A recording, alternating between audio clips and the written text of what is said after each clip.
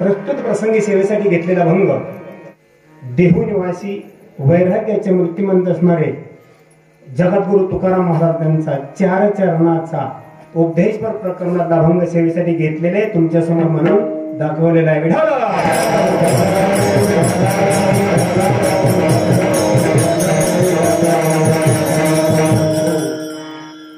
ब्रह्मानंदम परमसुखरम केवलम ज्ञानमूर्तिम द्वन्द्वादितं गगनरहस्यं तत्त्वमस्याति लक्षणम् एकं नित्यं विमलवचनं सर्वधी साक्ष्यभूतं भावार्पितं सद्गुरु तं नमामि. जय जय करुणाकरा दीनदया अनाथ रुक्मिणी रमणा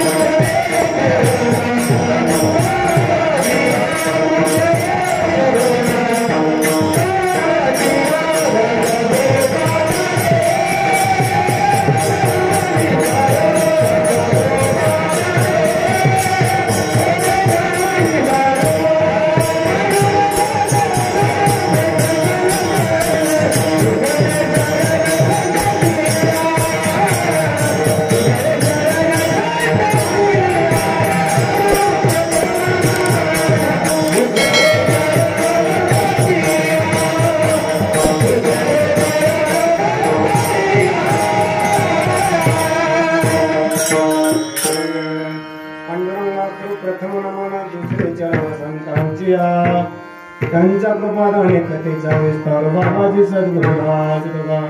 प्रथम नमन गजानना उमानाथाच्या सुता चरणावर ठेवणी माता करी साष्टांगणवत. दुसरे वंदू शारदाची चतुर्णना आत्मजावे सहजा सिद्धी पावे तया चरणा महाजी नमनवत. आता वंदू साधू सज्जन नित्य हृदय हंची धारण विठ्ठल नाम उच्चारिती तया चरणा महाजी नमनवत. आता वंदू रंगभूमी कीर्तने होती लोका टाळ मृदंग श्रोते देखा तया चरणा ऐसे नमन करून सकल देवा करे हरी कथा बोबड्या बोला अज्ञानी म्हणून आपल्या बाळा चालवी सकळा नामा म्हणे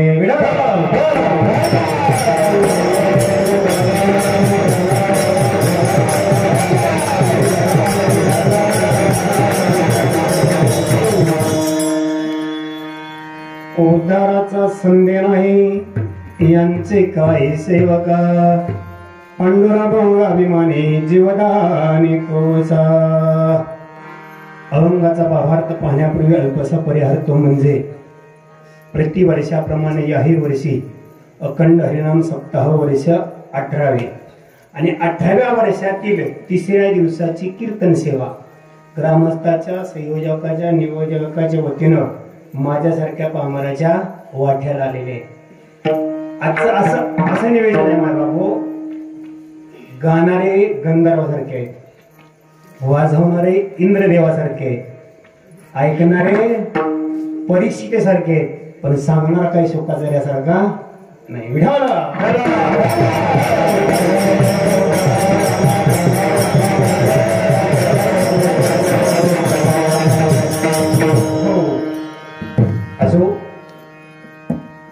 गायनाचा आनंद अगदी मनसोक्त घ्या. खरोखर आपल्या गावचं भाग्य, असली लोक असले कलाकार मिळत नाही. बघ मिळत नाही म्हणजे मी स्वतः पाहिलेलं आहे किती पराकष्ट करावे लागतात. पहाटे 3 ते 6 घाटावरती जाऊन पक्कज वाजवावा लागतो नरेनीच्या कडेला. त्यावेळेला ती विद्या अवगत होती. आणि आपलं भाग्य विद्येचं माहेरघर असणार आळंदी देवाची, तिथल्या संस्थेतले विद्यार्थी किंवा तिथल्या संस्थेतले कलाकार आपल्या गावात आले म्हणजे आपलं भाग्य.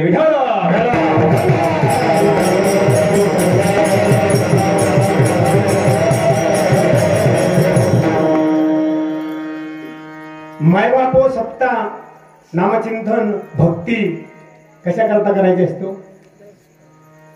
काहीतरी हेतू असतो का नाही आपला? आपण कुठलंही कार्य करायचं म्हटलं तरी काहीतरी हेतू असतो ना. बिगर हेतूचं कार्य करत नाही. मग हे कशा करता करायचं? सप्ताह, पारायण, परमार्थ, भक्ती, वारी कशा करता करायचे? याच्यापासून आपला उद्धारच झाला पाहिजे का नाही? याला अनुसरून जगद्गुरु तुकाराम महाराज म्हणतायत शंकाच घेऊ नका नाही बापू. पण भक्ती कशी करावी लागेल? दास्यत्वानं. उद्धाराचा संग नाही, यांचे काही सेवक बनून जर तुम्ही भक्ती केली तर उद्धार होईल याच्यात काही शंका नाही. हो. आणि एवढं झालं की कसलेही प्रसंग येऊ द्या, अगदी जीव जाण्याचा प्रसंग येऊ द्या, तो अखिल कोटी ब्रह्मांडाचा नायक, जगाचा मालक, तो दाहून येऊन आपलं रक्षण करतो. पांडुरंग अभिमानी जीवदानी ओवसा. त्याच्या पुढे जाऊन 2 दृष्टांत देतात जगद्गुरु तुकाराम महाराज. यदा कदाचित ग्रहस्थाश्रमी असल्यानंतर, प्रपंचात असल्यानंतर कधी पाण्यात बुडण्याचा प्रसंग आला अथवा अग्नीत जळण्याचा प्रसंग आला तरी सुद्धा पांडुरंग परमात्मा, जगाचा मालक, विश्वाचा मालक तुमचं रक्षण करतो. बुडता जळी जळता आधी ते प्रसंगी राखावे. त्या प्रसंगात तुमचं मायबाप कोणाचं मुद्दा लक्षात ठेवा. जो दास्यत्वानं भक्ती करतो त्याच.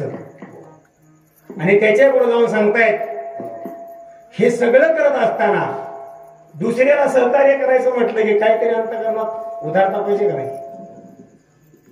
काहीतरी त्याच्याकडे उदारता पाहिजे का नाही? ती जगद्गुरु तुकाराम महाराज सांगतायत की माझ्या पांडुरंग परमात्म्याकडे उदार आहे. तुका म्हणे आम्हासाठी कृपापोटी वागवी. पांडुरंग अभिमानी जीवदानी कोसा. सरळ सरळ अभंगाचा भावार्थ.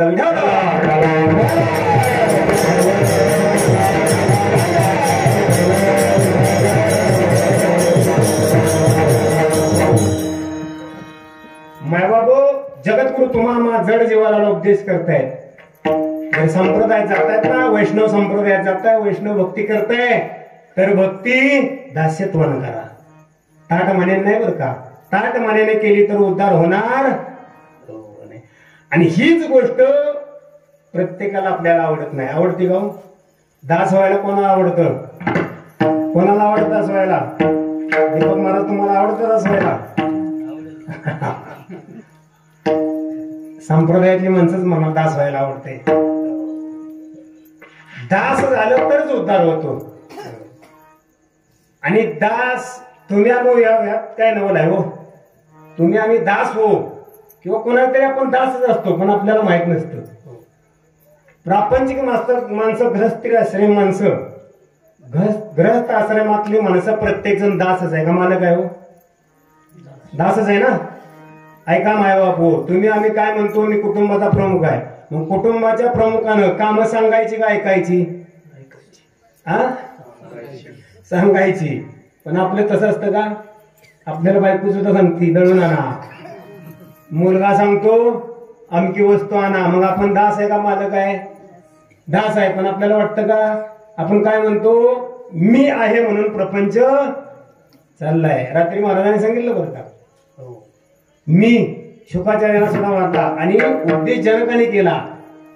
तो संदर्भ कसा आहे पहा. शुक म्हणे जनकाच्या दारात गेल्याबरोबर सेवकाला सांगितलं मी शुक आले म्हणून सांगा. त्यावेळेला जनक महाराज सांगताय संघ टाकून या. असताना हे नग नाही, मग रात्रीला थोडा उजाडा येतो, ते नग नाहीत, ते म्हटले माझ्या संग काहीच नाही, हे का म्हणतात मला संग टाकून या. 2-3 वेळा असं झाल्यानंतर दिव्य दृष्टीनं पाहिलं तर मी हा शब्द वापरला होता, तो मी काढून घेतला आणि सांगितलं शुक आले म्हणून सांगा. त्यावेळेला जनकानं सिंहासन सोडून षडोपचार पूजा केली. कधी मी टाकल्यानंतर आपलं काय आहे, आपण म्हणतो मी होतो म्हणून चाललंय, निदान चालणार नाही. आणि याच्यात आपण गुरपटलो, इतकं गुरपटलं का नाही माया बापू, ह्या जन्मापुरतं नाही हो, याच्या करता कितीतरी जन्म घ्यावा लागला, कितीतरी जन्म घ्यावे लागतात, किती वेळा जन्म यावे नित्य व्हावे भजित. म्हणून जीव घ्याला शरण विठोबासी गेला. अभिमानाला राहिला काय होतं, तुम्हाला वेळोवेळा फजितच व्हावं लागलं. आणि दास्यत्वानं जर राहिलं तर अहो, दास्यत्वानं जर तुम्ही भक्ती केली माय बापू तर उद्धार होईल, याच्यात काही नवलच नाही. देव तुमची आमची ज्या दास्यत्वानं भक्ती करतो त्याची अपेक्षा विश्वाचा मालक पंढरंग परमात्मा तो सुद्धा करतो. असा एक प्रसंग रामायणातला आहे. रामायणातला प्रसंग असा आहे, पण अगोदर तुम्हाला क्लिअर करतो. प्रभू रामानं मारुतरायाची अपेक्षा केलेली आहे. आता असा प्रश्न श्रोत्याला मी पहिल्यांदा सांगितलं, काय सांगितलं की ऐकणारे परिस्थितीसारखे, सांगणारा सुखाचार्यासारखा नाही. का म्हटलं माहितीये का, का म्हटलो, कारण कित्येक दिवसापासून सप्ताह चाललाय आणि कित्येक दिवस आम्ही बाहेर फिरतोय. महाराज वस्तुस्थिती नाही, पहिलाच महाराज वस्तुस्थित नाही. बसण्याची स्टेप पहिल्या दिवसापासून तुम्ही पाहिली ना, सचिन महाराज शिस्त कशी आहे, कारण हे वारंवार गेलेलं आहे, त्याच्यामुळं ऐकणारे सुज्ञ आहेत. म्हणून पहिलं क्लिअर करतो, आपल्या दृष्टिकोनातून मारुतरायांना आपण काय समजतो, देवच ना, देव आहे. तर देवाने देवाची अपेक्षा केली, काय नवलाय, काय नवलाय. प्रभू रामचंद्रानं मारुतरायाची अपेक्षा केली, काय नवलाय. पण यातलं नवल काय आहे ते आहे का, मारुतरायानं दास्यत्व भक्ती केली आहे. मी म्हणत नाही हो, मी म्हणत नाही, जगद्गुरु तुकाराम महाराज म्हणताय दास्यत्वानी काट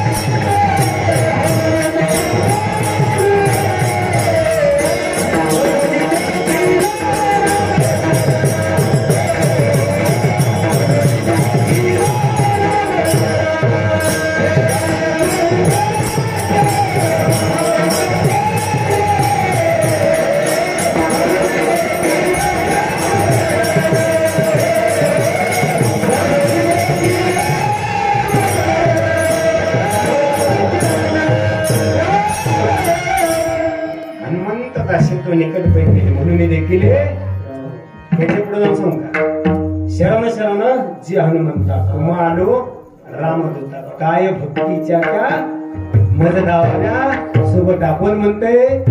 जगद्गुरु तुकाराम महाराज कोणाला शरण गेले, मारुतरायाला. मारुतरायाला शरण जाय तुकाराम महाराज कमी होते का, तुकाराम महाराज सांगायचं काय होतो, तुकाराम महाराजांचं नाव जरी घेतलं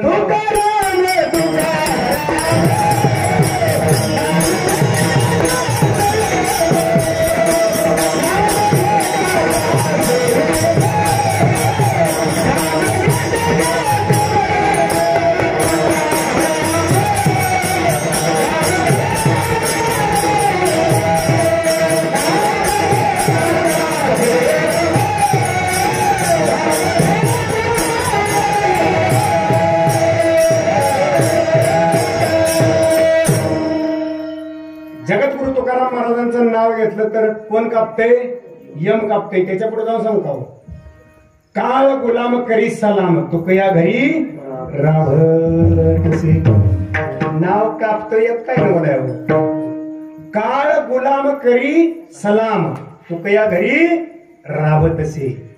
जगद्गुरु तुकाराम महाराजांच्या ज्या आपल्या सर्वांना काळाची भीती तो काळ सलाम करतोय जागृत करतोय ते जगद्गुरु तुकाराम महाराज मारुतऱ्याला शरण जातात. मारुतऱ्यानं काय केलेलं आहे तर दास्यत्व भक्ती केलेलं आहे.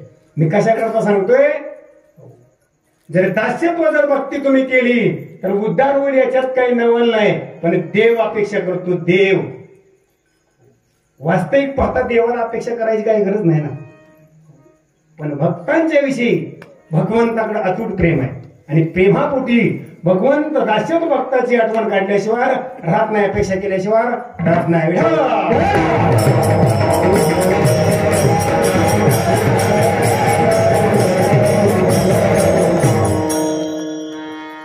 ज्यांच्या जन्मोत्सवानिमित्त हा सप्ताह चालू आहे. वाटलं थोडस रामायणातलं थोडं महाभारतातलं मांडावं म्हणून माझ्या अल्पशा बुद्धीनं मायबाप मी सुरुवातीला सांगितलं आणि एकदा सांगतो वागता हा आपल्या बळण बोलत नाही. त्याच्या बुद्धी कौशल्यावरती बोलत नाही. एक गोष्ट लक्षात ठेवा मायबाप श्रोत्यांच्या डोळ्यातल्या आशीर्वादावरती वक्त्याचं वक्तव्य असतं. हे त्रिवार सत्य आहे. हे मी सांगत नाही मौलीने सांगितले. प्रभू तुम्ही महेशाच्या का म्हणतो ते मौली. अहो माऊलीला ज्ञान कमी होतं का. ज्ञानाचा सागर सका माझा तरी मी श्रोत्याला का म्हटले. याला अनुसरून सांगतोय वक्ता तुमच्या डोळ्यातल्या आशीर्वादावरती बोलला जातो. जसा तुमचा आशीर्वाद होईल पांडुरंगाची कृपा होईल गुरुची कृपा मिळेल तसा बोलण्याचा प्रयत्न करेन.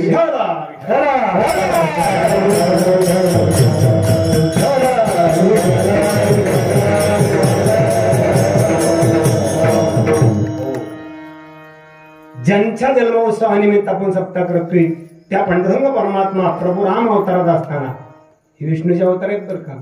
जगाच्या मालकाने अवतार घेतलेले आहेत. त्या प्रभुरामा एक दिवस प्रसंग आला आणि प्रभुरामानं मारुतऱ्याची अपेक्षा केली. ऐका प्रसंग.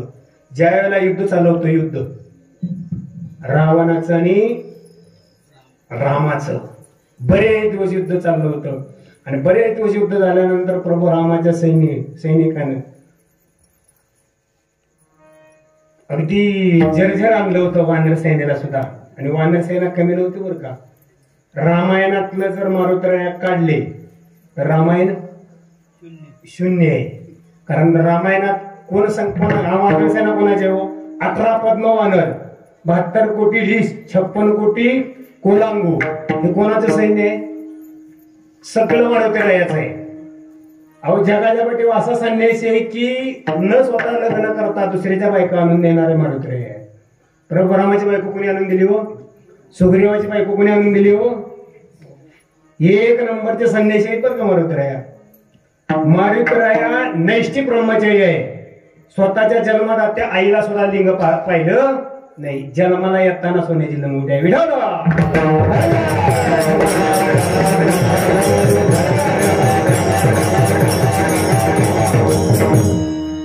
युद्ध चालू असताना सगळी सैन्याची आणली. घनघोर युद्ध चाललं होतं. रावणाने विचार केला की हे आपल्याला ऐकणार नाही.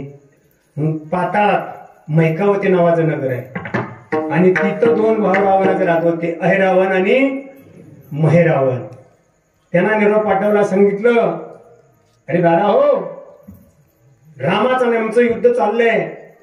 रामानं आम्हाला जर्जरीत आणलंय. राम आम्हाला काय ऐकणार नाही. याच्याकरता तुम्ही काय उपाय कराल का. आता ती बुद्धी तशीच होती हो. दानवच होती ती. त्याने सांगितलं दादा काही काळजी करू नको. आमच्या पद्धतीने आम्ही करतो. युद्ध संपल्यानंतर नित्यनेमाचा आहे बापू. जिथं प्रभू रामचंद्र लक्ष्मण भैया यांची राहण्याची जागा होती त्या ठिकाणी मारुतराया त्या पर्णकुटीला तिथं काही महाल नव्हता काही नव्हतं. पर्णकुटी होती. त्या पर्णकुटीला सेफ्टीचा वेढा घालायचे त्याच्यावर बसायचे. ही वस्तुस्थिती होती. आता बाहेरून यायचं काय करायचं म्हटलं तर शक्य नव्हतं. त्या अहिरावण महिरावणानं पाताळातून मृत्यू लोकांपर्यंत 700 योजन भुयार काढलं. किती योजन 700 योजन भुयार काढलं आणि त्या भुयारातून रातोरात प्रभू रामचंद्र आणि लक्ष्मणाला पाताळ लोकात नेलं. सकाळी नित्यनेम होता मारुतरायाचा. निद्रे अवस्थेतून जागृत झाल्यानंतर प्रभू रामाचं दर्शन करायचं आणि मग दृष्टीकडे पाहायचं. ऐका, मारुतरायाचा नेम काय अटळ होता. सकाळी उठल्याबरोबर प्रभू रामाचं मुख निहाळायचं आणि मग दृष्टी पाहायची. आणि त्या दिवशी, ज्या दिवशी अहिरावण रावणानं राम आणि लक्ष्मण पाताळ लोकात नेले, त्या दिवशी मारुतरायानं पाहिलं तर ती जागा मोकळी दिसली. अंतःकरण हडबडलं, सैरा वैरा झाले, इकडे तिकडे पाहू लागले. नळ निळे जांबवंत सुग्रीव यांना पाचारण केलं. म्हटले प्रभू राम आणि लक्ष्मण दिसत नाहीत. यांची कुजबूज चालू होती. बिभीषणानं ऐकलं. बिभीषण जवळ आले आणि बिभीषणानं विचारलं काय झालंय. मारुतरायाने सांगितलं प्रभू रामचंद्र आणि लक्ष्मण इथं नाहीत.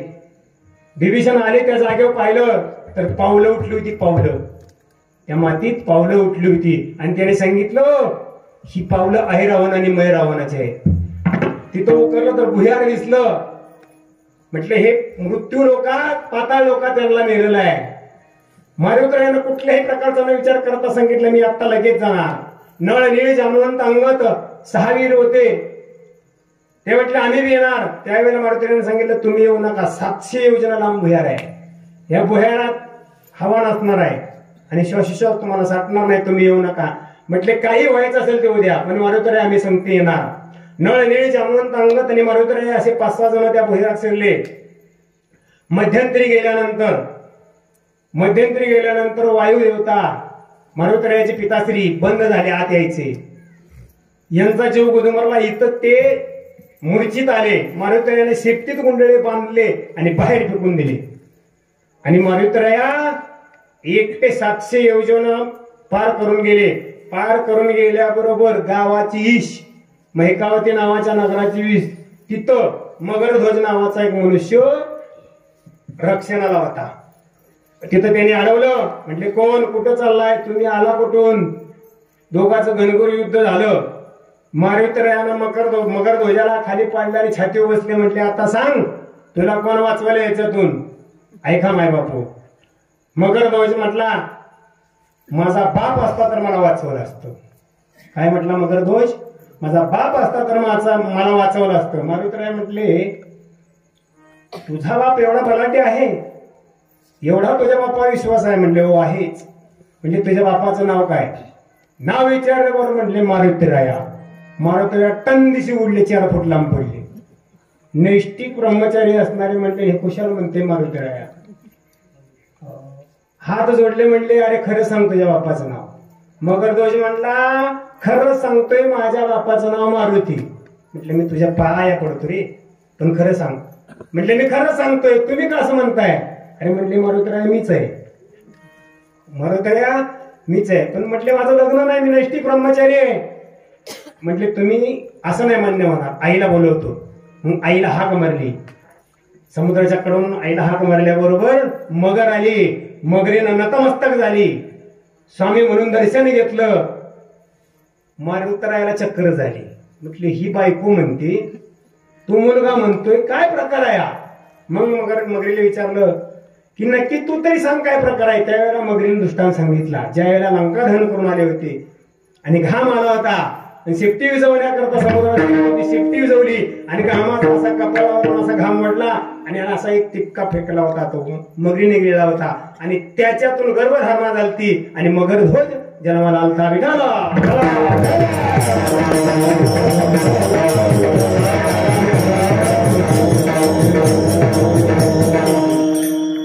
आणि मग तिघा मायलेकराची बातचीत झाली. आणि मग मगरध्वज म्हणला मी तुम्हाला गावापर्यंत पोहोचवण्याकरता येतो. त्याने सांगितलं काही गरज नाही. मारुतराया महिकावती नगरात गेले. परिसर गुंडाळा पाहिला तर तिथं असं ठरलं होतं. अहिरावणानं महिरावणानं सांगितलं होतं काही दिवसानंतर, 1-2-3 दिवसानंतर राम आणि लक्ष्मणाला त्या महिकावती नावाची देवी होती आणि त्या देवीला त्या दोघांचा बळी द्यायचा होता. मारुतरायानं सगळं पाहिलं, सगळं सूक्ष्म रूप घेतलं. मारुतरायानं सूक्ष्म रूप घेतलं म्हणजे कोणालाही दिसत नव्हते. सगळी न्यायाने केली आणि ज्या दिवशी बळी द्यायचे होते त्या दिवशी पाटे पाटे अभिषेक करायचा होता देवीला. मारुतराया सूक्ष्म रूपात त्या मंदिरात सरले. देवी उचलली आणि मोहरीत दाबली. काय केलं?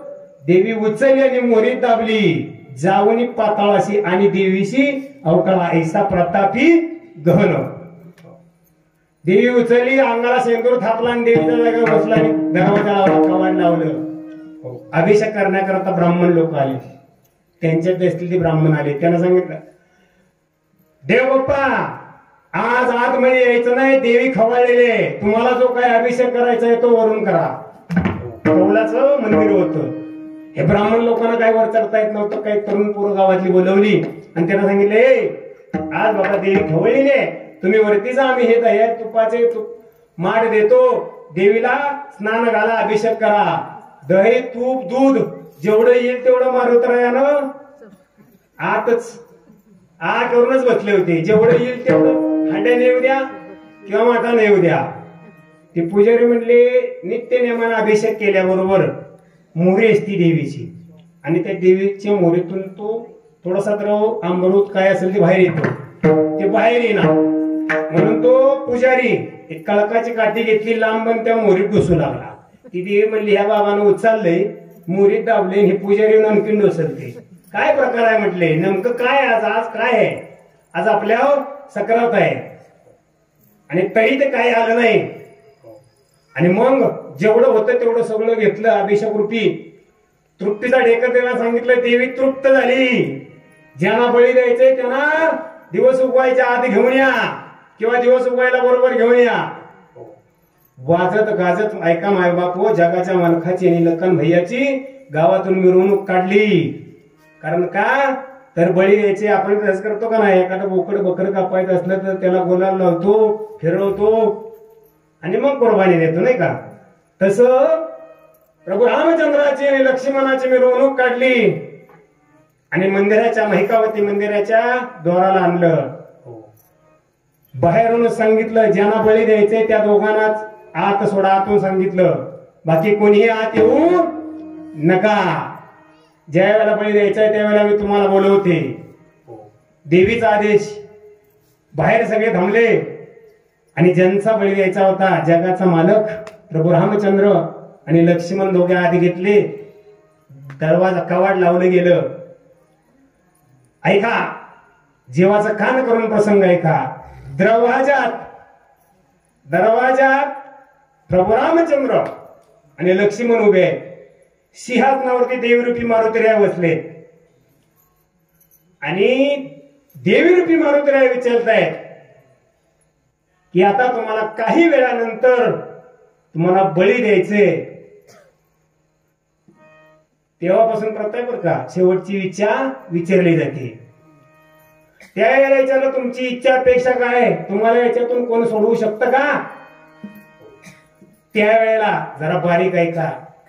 माझ्या जगाचा मालक छाती हात ठेवून सांगतो, या क्षणाला माझा मारुतराया असता तर मला नक्की सोडवलं असतं. ऐका माय बापू, माझा मारुतराया जर असता तर मला सोडवलं असतं. असा शब्द कानावर पडल्याबरोबर मारुतरायाचं अंतःकरण ढवळलं. डोळ्याच्या कडा ओला झाल्या. त्या दुःखी अंतःकरणानं मारुतराया प्रभू रामचंद्राने लक्ष्मणाच्या जवळ आले. साष्टांग लोटांगण घातलं आणि डोळ्यातल्या आसरूने प्रभू रामाचे चरण धुतले आणि सांगितलं, मग प्रभू रामचंद्र, मी मारुतराया आहे. दृष्टांत संपलाय मायबापू, सिद्धांत आहे का. जर तुम्ही दास्यत्वानं जर भगवंताची भक्ती केली, उद्धार होईल याच्यात काही नवल नाही. पण देव आपली अपेक्षा केली याच्यात काही शंका नाही. जगाच्या मालकानं माझ्या मारुतरायाची अपेक्षा केली. तुम्हा माझ्या जीवना जगद्गुरु तुकाराम महाराज हे सांगतायत, राजा हो परमार्थात आला की दास्यत्वानं भक्ती करा आणि उद्धार होईल याच्यात काही शंका नाही. अभंगाचं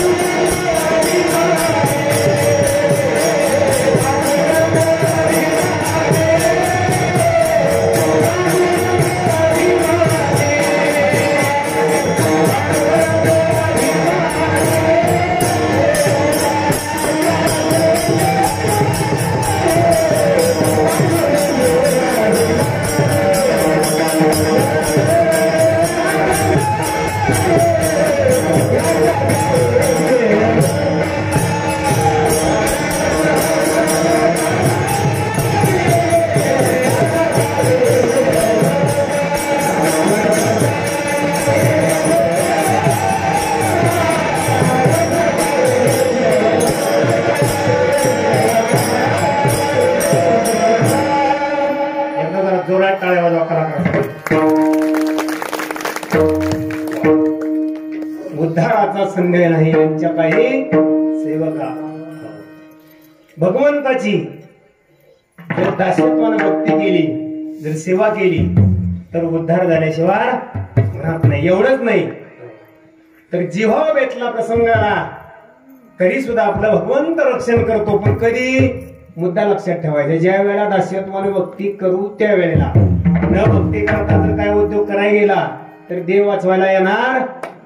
कोणाला वाचवलं असं काय प्रसंग जगद्गुरु तुकाराम महाराजांना सांगितलं की तुम्ही सांगताय पांडुरंग अभिमानी जीवदानी कोवसा, जीव दान देणारा भगवंत आहे. पण असा काही प्रसंग त्यावेळेला श्रोत्यांना ज्यांनी प्रश्न विचारला त्यांना सांगताय जगत तुकाराम महाराज याचा एक प्रसंग माझ्या समोर आहे. आणि तो प्रसंग जगद्गुरु तुकाराम महाराजांनी दृष्टांत रूपाने सांगितलं. ऐका माय बाप हो, रामायणातल्या महाभारतात द्यायचो. एक दिवस पांडवांनी कुंती बसली होती. त्यावेळेला असं ठरलं की काही नाही, भगवंताला एक 2-3 दिवसानं 8 दिवसानं निमंत्रित करू आणि यथेच्छ भोजनाची पंगत करू असं निवेदन झालं. तर असं ठरलं की 2-3 दिवसात किंवा 4 दिवसात बोलूया. त्यावेळेला धर्मराजाने सांगितलं, आई बोलवायला काही हरकत नाही, पण आपण वनवासात आहे. देव कुठं आहे? आता तो तिकडून जर देवाला बोलवायचं तर वेळ लागणार आहे. म्हटले ते तुमचं तुम्ही ठरवा, काही करा, पण 4 दिवसात देवाला यथेच्छ भोजन घालायचे, पंगत घालायची आणि देवाला जेवण करायचे. जिथं काय असतील लोक त्यांनाही जेवण घालायचंय. असं ठरल्यानंतर त्या मीटिंगला फक्त भीमदादा नव्हते. भीमदादा झोपलेले होते. मग धर्मराजा गेला आणि म्हटले, भीमा अरे आईची इच्छा आहे की भगवंताला भोजन घालायचंय आणि ते बोलवण्याचं काम तू करशील का? ते जरा अर्धवट झोपत होते. डोळं चोळत उठले. म्हटले काय? म्हणजे धर्मराजा धर्म सांगतोय की आईची इच्छा आहे की श्रीकृष्ण भगवंताला भोजन घालायचे आणि त्यांना निमंत्रित करायचे. म्हटले कधी? 4 दिवसानं. म्हटले मग तवा उठवा आणि झोपी गेली. धर्मराजा म्हटले की भीमदादा म्हटले मी बोलवतो.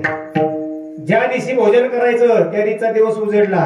आजूबाजूला ऋषी मुनी होते, त्या काळात तपश्चर्याला गेलेले, त्यांनाही आमंत्रित केलं.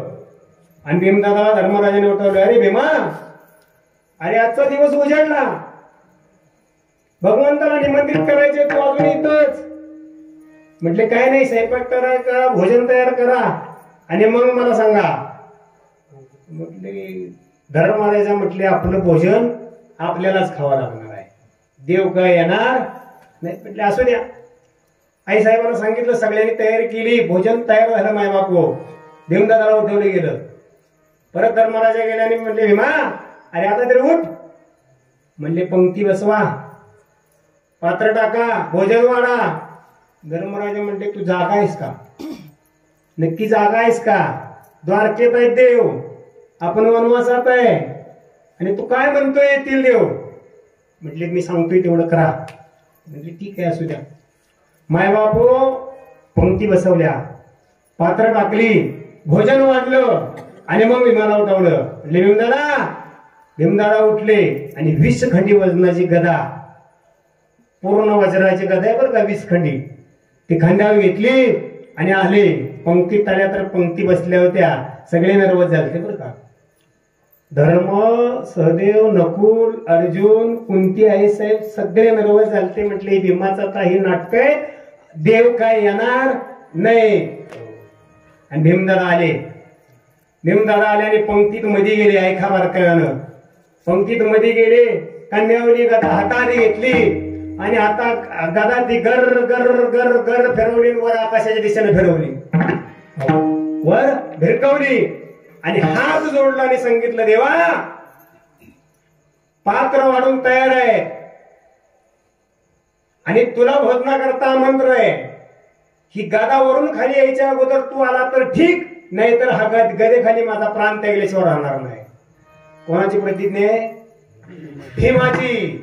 भीम सांगतोय, हे भगवंता, ही गदावरून 20 खंडी वज्र गदा आहे बरं का, 20 खंडी वजनाची, ती खाली येईपर्यंत जर तू नाही आला तर त्या गदेच्या खाली मी याची शिर देणार आणि देह त्यागणार.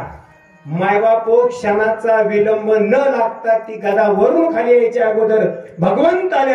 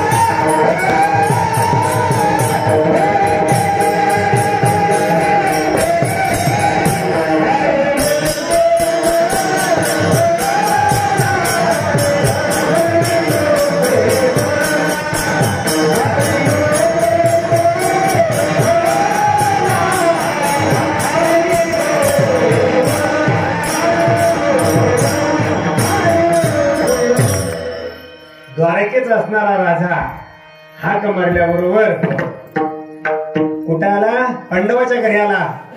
मायबाप ऐका, जगाचा मालक आहे श्रीकृष्ण भगवान, तोही विष्णूचा अवतार आहे. क्षणाचा विलंब न लागता, मग असे एक दृष्टांत महाराजांनी भागवतातला गजेंद्राचा सांगितलं बरं का. ती अवस्था आहे. दास्यत्वाने जर तुम्ही भक्ती केली तर हाक मारल्याबरोबर भगवंत येत असतो. मायबाप भीमदानाला सांगितलं होतं, देवा जर नाही आला तर ही 20 खंडी वजनाची वज्रगदा आहे, याच्या खाली शिर देऊन प्राण त्यागल्याशिवाय राहणार नाही. क्षणाचा विलंब न लागता जगाचा मालक मायबाप भक्तासाठी धावून आला आणि ती गदा वरची वर धरली आणि सगळ्याच्या पंक्तीला बसून सगळे आनंदाने जेवले. जगद्गुरु तुकाराम महाराज ते सांगतायत की भगवंत आमचा पांडुरंगाचा अभिमान करतो आणि जीवाचं रक्षण करतो. आपण पांडुरंग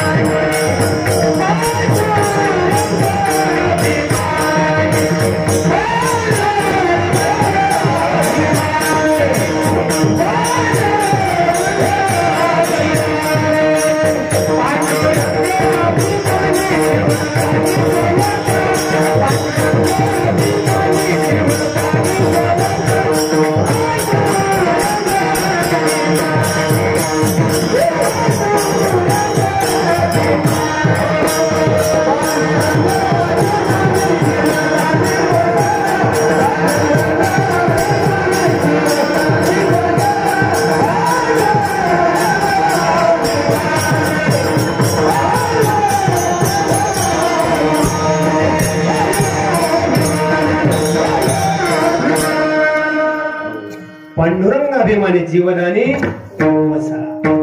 अभिमान शब्द योग्य नाही बरं का, आहे का? अभिमान योग्य नाही, शब्द योग्य नाही, तरी सुद्धा वापरला जगद्गुरु तुकाराम महाराजांनी. पण अभिमान कोण कोणासाठी करते? दास्यत्वाना जो भक्ती करतो दास, त्याच्या करता भगवंत अभिमान करते. हे काही गैर नाही. पांडुरंग अभिमानी जीवदानी गोवसा. एवढ्यावर थांबले का? एवढ्यावर थांबले नाही देव. ज्या ज्या वेळेला तुम्ही ग्रहस्थी असाल त्या वेळेला प्रसंग येईल, अग्नीत बुडण्याचा प्रसंग येईल किंवा अग्नीत जाण्याचा प्रसंग येईल किंवा पाण्यात बुडण्याचा प्रसंग येईल, तरी सुद्धा देव भगवंत येऊन तुमचं रक्षण करतोच. पहिला शब्द आहे, शंकाच नाही याच्यात. काय असं काय प्रसंग ज्या वेळेला स्वात्याने जगद्गुरु तुकाराम महाराजांना विचारलं त्यावेळेला जगद्गुरु तुकाराम महाराजांनी दोन प्रसंग, दोन दृष्टांत समोर वाटले. बुडता जळी जळता आगी. पाण्यात बुडताना कोणाला वाचवलं त्यावेळेला जगद्गुरु तुकाराम महाराजांनी एक सुंदरसा दृष्टांत दिलाय. पहिला दृष्टांत तुम्हाला रामायणातला सांगितला, दुसरा महाभारतातला सांगितला, आता परत रामायणात या. आता रामायणातला दृष्टांत, पाण्यात कोण बुडलं आणि कोणाला वाचवलं जरा अगोदरच्या काळात नेतो. प्रभू रामाच्या आज्ञापर्यंत आपण जाऊया, चालेल ना? विठाला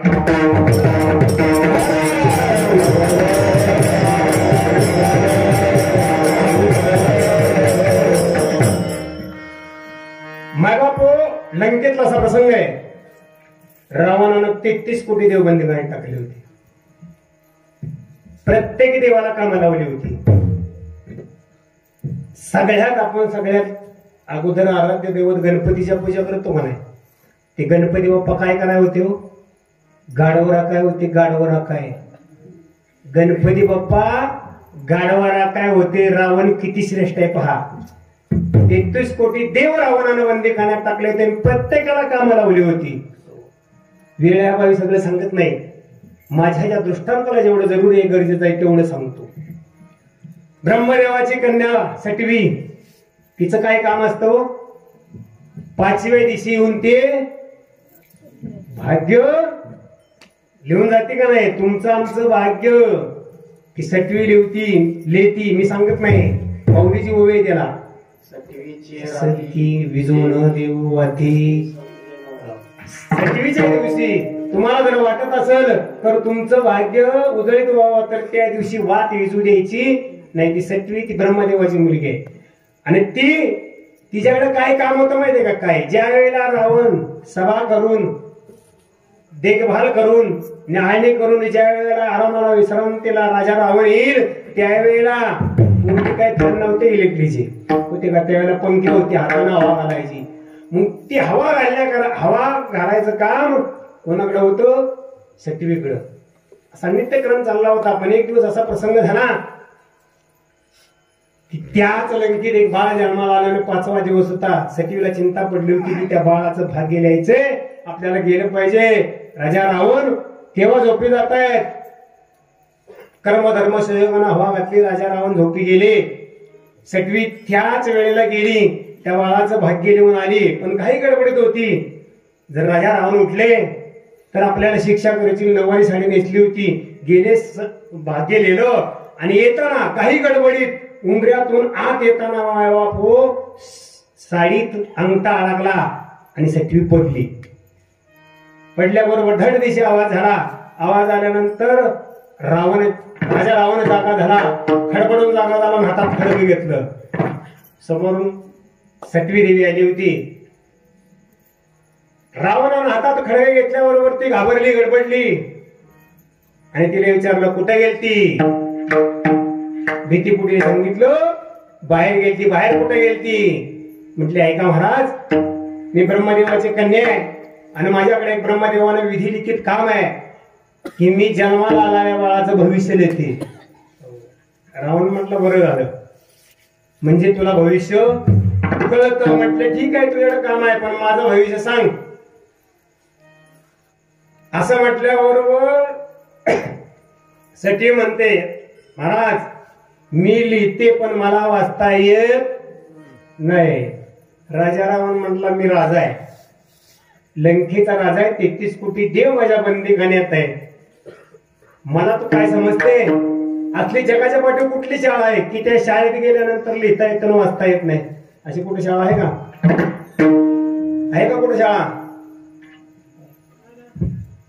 म्हटले वस्तू तिथे आहे ती मी सांगितली, तुम्ही माना अगर मानू नका. पण म्हटले एक काम करेन मी, याची झेरॉक्स तुम्हाला देईन, तुमच्या भविष्याची झेरॉक्स देईन. ऐका डॉक्टर साहेब, झेरॉक्स मशीन केव्हाचे, झेरॉक्स कॉपी केव्हा निघाली? म्हटले ठीक आहे, झेरॉक्स तर झेरॉक्स, त्याच्यावर जे काही प्रिंट करून येईल ते मला वाचता येईल. म्हटले सावध व्हा, केस अस्ताव्यस्त झालेले सावरा, पितांबर व्यवस्थित करा.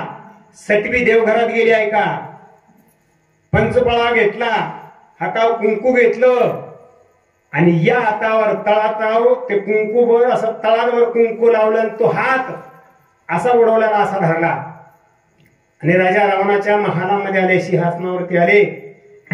सिंह घर होते तिथं रावण आराम करत होता. सांगितलं महाराज सावरून मसा डोक्यावरचे केस मागे या, मी तुम्हाला झेरॉक्स काढून देती. राजा रावण मांडी घालून डोक्यावरचे केस मागे घेतलेत. त्या सटवीनं असा धरलेला हात असा आपल्याकडे न करता असा धरला आणि असा कपाळावर फिरवला, पूर्णपणे फिरवला आणि परत असा केला आणि सांगितलं वाचा. त्याच्यात मायबाप लिहून आलं अजापाळ राजा, त्याचा मुलगा राजा दशरथ, त्याचा मुलगा राजा प्रभू रामचंद्र, याच्या हातून तुझा वध आहे. काय लिहून आलं?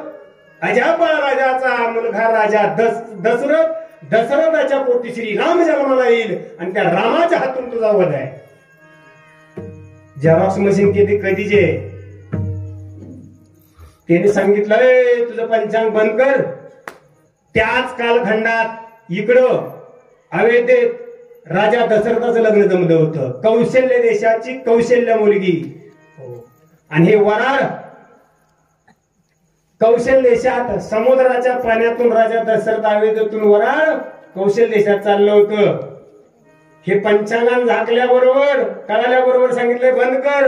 रावणाला त्रिकाळ ज्ञान होतं, त्यावेळेला जाणलं की राजा दशरथाचं वराड लग्नाकरता कौशल देशात निघाले. काही सैन्य पाठवलं, सांगितलं ती समुद्रात जहाज आहे, ती बोट आहे, ती बुडवून टाका, त्याला होल पडा. आणि स्वतः रावण काही सैन्य घेऊन कौशल्य देशात गेला आणि कौशल देशातून त्या कौशल्यला प्रभू रामाची आई राजा दशरथाची पत्नी कौशल्या शृंगार केलेला होता. ऐका माय बाप, शृंगार केलेला होता. ती नवी वधूवरा उचललेली एका पेटीत घातली आणि समुद्रात येऊन पेटी त्या माशाला दिली. कल्पना करा तो मासा केवढा असेल. आणि त्या माशाला सांगितलं तुझं संरक्षण कर, या पेटीचं संरक्षण रावणाची आज्ञा. म्हणून तो मासा ती पेटी घेऊन कुठे ठेवावी, बाकीचे मासे त्याच्या पाठीमागे लागले काहीतरी खाद्यपदार्थ. त्याच्यातून वाचवून ती पेटी एका बेटावर आणून ठेवली. इकडं काही सैन्य पाठवलेलं, त्या बोटीला राजा दशरथाच्या होल पाडलं, बोट पाण्यात बुडली. कर्म सैन्यानं राजा दशरथ वाहत जिथं पेटी ठेवली होती त्या बेटावरती आला.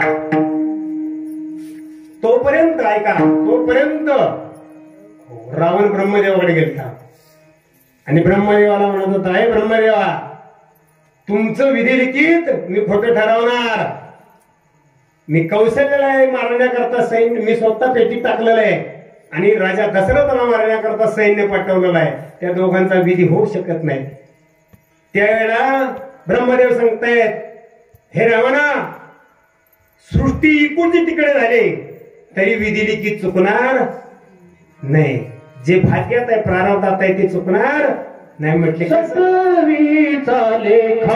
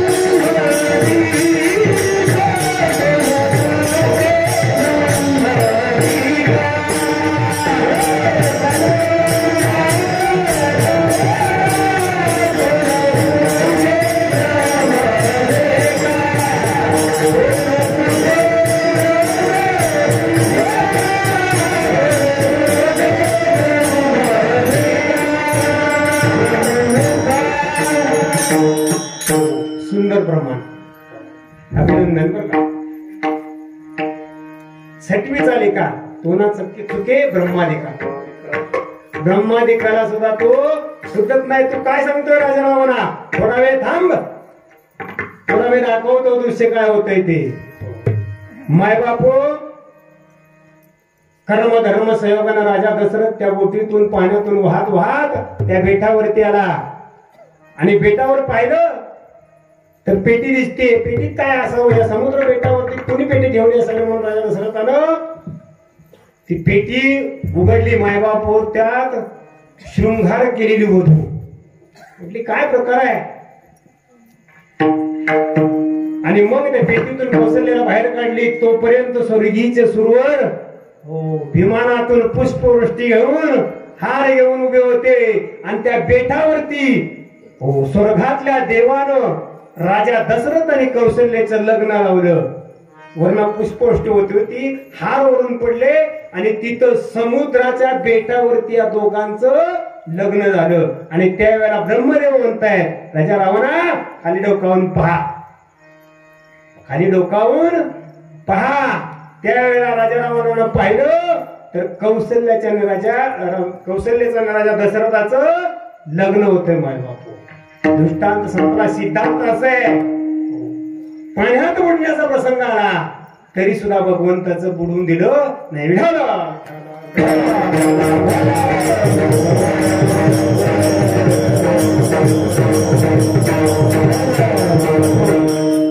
दुसरा दृष्टांत असा आहे, अगणित जाताना कोणाला वाचवले? सगळ्यांना माहित आहे. बरं सगळ्यांना माहित आहे. सगळ्यांच्या डोळ्यासमोर ते नाव येतं, भक्त प्रल्हाद. पण थोडं उजारा देऊन सांगतो, 3 सण त्या निमित्तानं आता जे चालू आहेत का नाही, होळी, रंगपंचमी, पाडवा, त्यावेळेला निर्माण झाले. सगळ्यांना माहित आहे ते ज्ञान. मला जेवढं पाहिजे तेवढं सांगतो बरं का. आपला वेळ बी होतालाय. हा जेवढं पाहिजे तेवढं सांगतोय. ज्या वेळेला भक्त प्रल्हादाला मारण्याचा प्रयत्न केला, नाना प्रकारचे प्रयत्न केले. हिरण्यकश्यपूची बहीण होलिका आली. काय तिचं नाव? आपण ज्याला होळी म्हणतो ती होलिका आली. म्हटले दादा काय नाना खटपटी करतोय, प्रयत्न करतोय, मी मारते. तिला वरदान होतं, अग्नी तिला स्पर्श करत नव्हता. कोणाला वरदान होतं? होलिकेला. म्हटली पौर्णिमे दिवशी काही लाकडं, काही शेणी, काही सगळा टाका, उंच ढिगारा राहता त्याच्यावर बसते आणि त्याला आग लावून द्या. ग्रामस्थाला बोलवलं, ग्रामस्थाला सांगितलं आतल्या बाळाचा ध्वनी आला नाही पाहिजे. म्हणले काय करा, काही करा म्हटले. त्यावेळेला काहीच नव्हतं. आणि म्हटले हे उलट का सांगतायत? उलट का सांगतायत म्हणले, हे उलट सगळं सांगतायत. ह्याने असं नाही सांगायला पाहिजे, त्याला वाचवण्याकरता काहीतरी प्रयत्न काही उलट सांगतायत की त्याचा ध्वनी बाहेर आला नाही पाहिजे. तेच उलट सांगतायत म्हणून ह्यांनी उलट कृत्य केलं. म्हणजे उलट सांगतायत आपण उलट कृत्य करू म्हणून तिथं वाजवण्याकरता वाद्य काय नव्हतं म्हणून ध्वनी निर्माण करण्याकरता बोंब मारली. म्हणून शिमग्या दिवशी बोंबवलं जातं बरं का. शिमग्या दिवशी म्हणून बोंबवलं जातं, त्यांनी उलटे हाताने बोंब मारली. हो, पण परिणाम असा झाला माय बापू, देवतारी त्याला कोण मारे. अग्नीत त्या वरदान असताना सुद्धा ते खोटं ठरलं आणि होलिका जळून राख झाली. 4-5 दिवस गेल्यानंतर गावातली लोक हळहळत होती, ती राख हलवली. 5 दिवसांनी ऐका प्रसंग, 5 दिवसानं तो भरतपुराला जसा तसा आला, तसा भेटला. आनंद वाटला, उत्साह वाटला लोकांना, गावातल्या ग्रामस्थांना. काही लोक गोपुराव माड्यावर आली आणि त्या भक्त प्रवाहाला खांद्यावर घेतलं, गावात मिरवणूक काढली. काही लोकांनी रंग टाकला, काही लोकांनी पाणी टाकलं आणि त्याचा रंग तयार झाला. ती होती वसंत पंचमी आणि रंगपंचमी झाली. ती रंगपंचमी झाली आणि रंगपंचमी झाल्यानंतर लोकांनी आनंद साजरा केला. आणि काही कालानंतर सद्विचाराची गुढी उभी केली, तो गुढीपाडवा. काय झालं, दुर्बुद्धी होळी जाणली, आनंद उत्साह साजरा केला आणि सद्बुद्धीची परवा गुढी उभारली. हे सण त्या निमित्तानं तयार झाले. त्याला काय अर्थ नाही असं नाही बरं का. हे शास्त्रात आहे, कृत्य उभारलंय, आताच आहे का ते. खऱ्या अर्थानं होळीच्या टायमाला दुर्बुद्धीचा नायनाट करायचा असतोय आणि दुर्बुद्धी केली म्हणून आनंद उत्सव साजरा करण्याकरता पंचमी साजरी करायची असते. आणि आनंद साजरा करून ओसर पडला की 22 या विषया करता सत्यविचाराची गुढी उभी करायची असते. हे 3 सण आहेत. मला एवढं सांगायचंय की भक्त प्रल्हादाला अग्नी सुद्धा जळवू दिला नाही. ते जगद्गुरु तुकाराम महाराज तुम्हाला मला जडेराव सांगतायत की राजा हो, मायबाप हो, बुडण्याचा प्रसंग आला, नवे नवे अग्नीत जाण्याचा प्रसंग आला तरी देव रक्षण करतो. आपण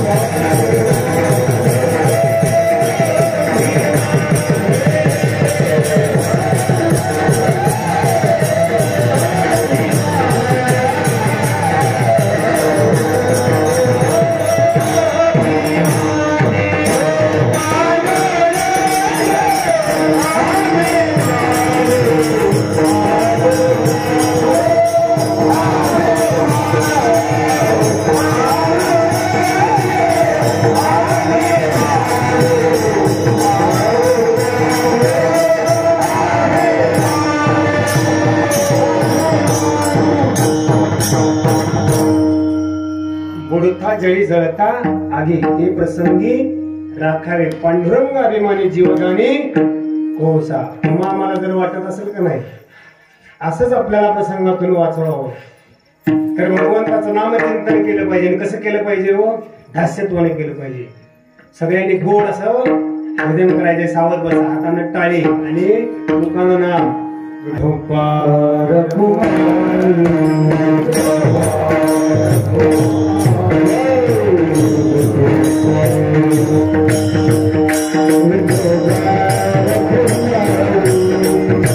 संप्रदाय नियमाप्रमाणे 3 चरणाचा गावता भावार्थ तुमच्या समोर मांडण्याचा प्रयत्न केला. 2च मिनिटात 4थ्या चरणावर सांगणार आहे. तत्पूर्वी एक सुंदर कार्य असं महाराष्ट्राच्या सत्यात होऊन गेलेलं आहे. भूतो ना भविष्य स्तुती म्हणून नाही, वस्तुस्थिती आहे का. ज्याने जगाच्या पाठीवरती ऐका धर्माची पताका आणि ज्ञानाची ज्योत ज्या साधू संतांनी जगाच्या पाठीवरती अविरत चालू ठेवली त्या महान संतांची ज्ञानोबराय तुकोबराय यांची प्राणप्रतिष्ठा काल झाली. उभारीला धागे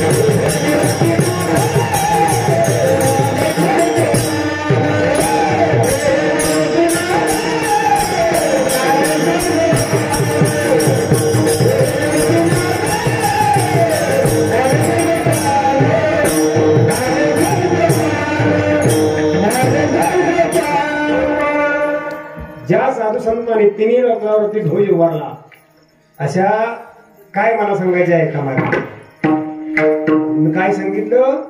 धर्माची पताका ज्ञानाची ज्योत ज्याने जगाच्या पाठीवर अविरत ठेवली अशा महान संतांची काल प्राणप्रतिष्ठा झाली. आता पुढचं आहे का. त्याच्या अगोदर एक दिवस नामसप्ताह चालू झालाय.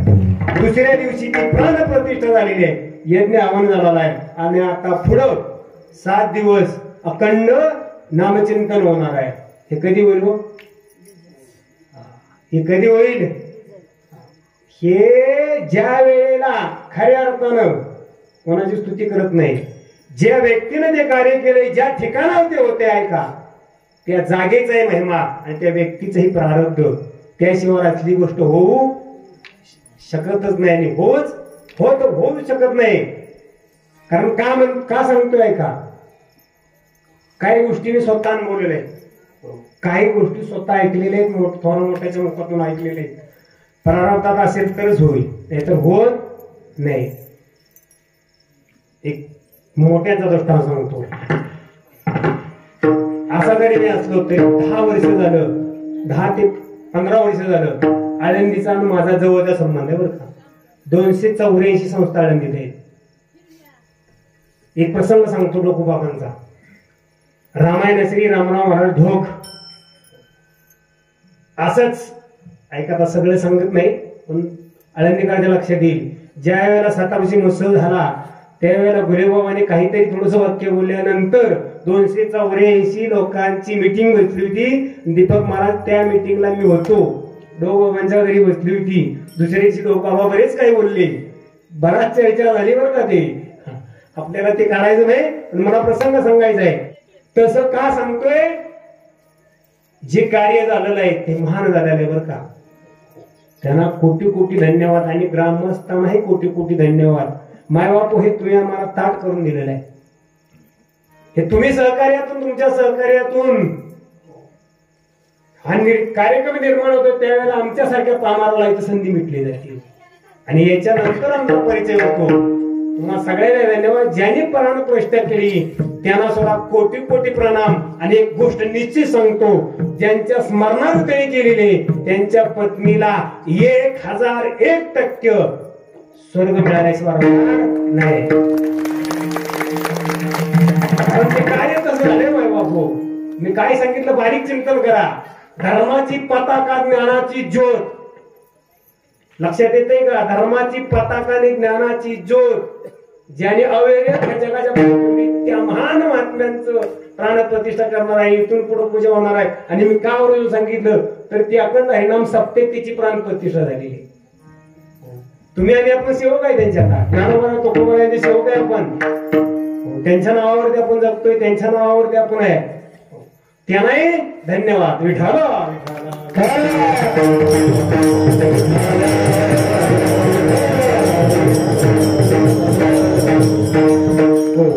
मायबाप जगद्गुरु तुकाराम महाराज अभंगाच्या माध्यमातून 3 चरणात, पहिल्या चरणात सांगितलं, महाराजा हो, जर संप्रदाय गेला, भागवत धर्मात गेला तर दास्यत्वानं भक्ती करा.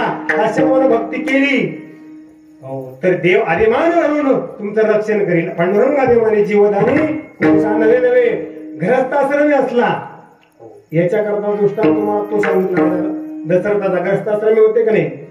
जरी ग्रहस्थी असला तरी ग्रस्त समाज जरी तुमच्यावर संकट आलं तर संकट निवारण्याचं काम भगवंत केल्याशिवाय राहणार नाही. पुढथा जळी जळता आधी ते प्रसंगी राखावे. पांडुरंग अभिमानी जीवदानी कोसा. आणि हे सगळं करत असताना कोण कोणासाठी असं काही करत नाही. थोडी तरी अंतःकरणात दया कृपा असावी. दास्यत्वानं जर तुम्ही भक्ती केली तर जगाचा मालक तुमच्या आमच्या करता दास्य करता परमेश्वर राहत नाही. तुका म्हणे अम्मासाठी कृपा पोटी वागवी. पांडुरंग अभिमानी जीवदानी कोसा. ज्यांच्या कृपा आशीर्वादानं इथपर्यंत आपली कीर्तन सेवाली त्या संताचं गोडाचं भजन करायचं. ज्ञानेश्वर माऊली